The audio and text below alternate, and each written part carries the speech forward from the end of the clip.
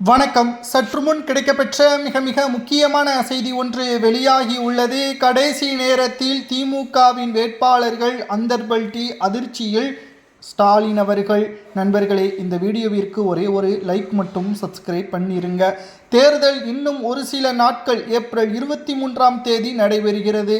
அனைத்து வேட்பாளர்களையும் அறிவித்த ஸ்டாலின் அவர்கள் சில தொகுதிகளில் வேட்பாளர்கள் பிரச்சாரத்திற்கு மக்கள் எதிர்ப்புகளை தெரிவிக்கிறார்கள். குறிப்பாக தென் மாவட்டங்களில் பலரும் திமுகவிற்கு எதிராக ஒட்டுமொத்தமான எதிர்ப்புகளை தெரிவித்ததன் காரணமாக போலீஸ் பாதுகாப்புடன் தான் பிரச்சாரங்களே நடைபெற்றது. அதிலும் சில ஏரியாக்களில், தெருக்களில் மட்டும்தான் திமுகவின் வேட்பாளர்களும் கூட்டணி கட்சியின் வேட்பாளர்களும் பிரச்சாரத்திற்கு சென்றார்கள்.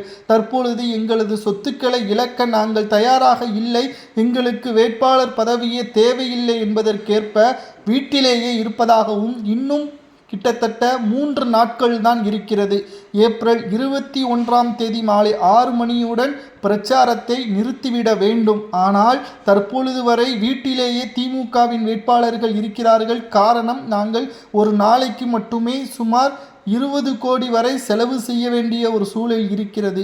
ஆனால் செலவு செய்தாலும் எந்த ஒரு பயனும் இல்லை. தொகுதி மக்கள் எங்களை புறக்கணிக்கிறார்கள். நாங்கள் சொத்துக்களை இழப்பதற்கு தயாராக இல்லை என்பதற்கேற்ப திமுகவின் வேட்பாளர்கள் அந்தர்வல்ட்டியும் அடித்து வருவதாக சமூக வலைதளங்களில் பதிவுகளையும் நம்மால் பார்க்க முடிகிறது.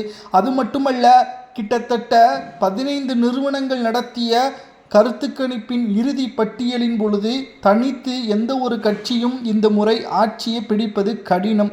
அதிலும் குறிப்பாக அதிமுக தலைமையில் விஜய் அவர்கள் கூட்டணிக்கு சேருவார். 5 தொகுதிகளை விஜய் அவர்கள் கைப்பற்றுவார் என்றும் கூறப்படுகிறது. அதிமுக தலைமையில் இந்த முறை நிச்சயம் ஆட்சி அமைப்பது உறுதிதான். நாம் ஏன் கூறுகிறோம் என்றால், 2021 சட்டசபை தேர்தலில் 3.5%, அப்பொழுது பிரதான எதிர்க்கட்சியாக திமுகவும் ஆளும் கட்சியாக அதிமுகவும் இருந்தது. 10 ஆண்டுகள் திமுக ஆட்சி அமைக்க முடியாத ஒரு சூழலும் இருந்தது. ஆனால் அப்படிப்பட்ட ஒரு நிலைமையிலும் கூட வெறும் 3.5% வித்தியாசத்தில் தான் திமுக வெற்றியடைந்தது.